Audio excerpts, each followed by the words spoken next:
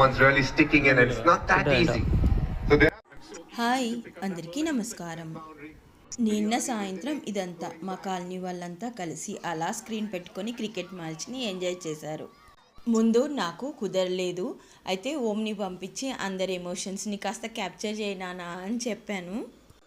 Course Chandu కూడా అక్కడే ఉన్నారు, కానీ నేను అలా చందుకు చెప్పడం మిస్ అయ్యాను. అందుకోసం మళ్ళీ ఓమ్కి చెప్పాను. అయితే అక్కడ లైట్స్ లేకపోవడం వల్ల వాడు ఎవరిని క్యాప్చర్ చేయలేకపోయాడు, ఐ మీన్ ఎమోషన్స్ని.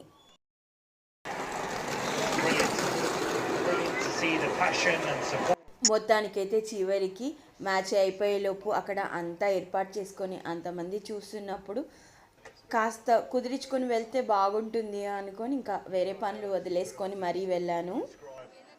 అయ్యా నువ్వు క్రికెట్ లవర్వి కదా, అలా అయితే అలా చెప్పవు అని మీ అనుమానం నిజమే. క్రికెట్ లవర్ అని కాదు, అంత స్పోర్ట్స్ పట్టదు నాకు.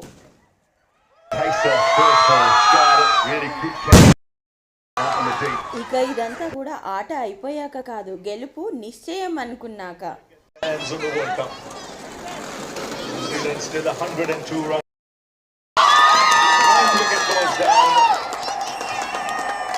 నేను అలా చివరిలో వెళ్ళాను, కానీ వాళ్ళంతా 7 o'clock నుంచి అక్కడ వెయిటింగ్, వాచింగ్ అంటే కరెక్ట్ ఏమో. దీనికి తగ్గట్టుగా అదే రోజు ఉమెన్స్ డే అవడం వల్ల చక్కగా ముందు ఉమెన్ అంతా గ్యాదర్ అయిపోయి కేక్ కట్ చేయించారు మాతో. కోర్స్ నేను మిస్ అయ్యాను. మా కాలనీ గ్యాంగ్ కావడం వల్ల మాతో అని చెప్పుకోవడం కరెక్టే కదా, నేను మిస్ అయినా కూడా.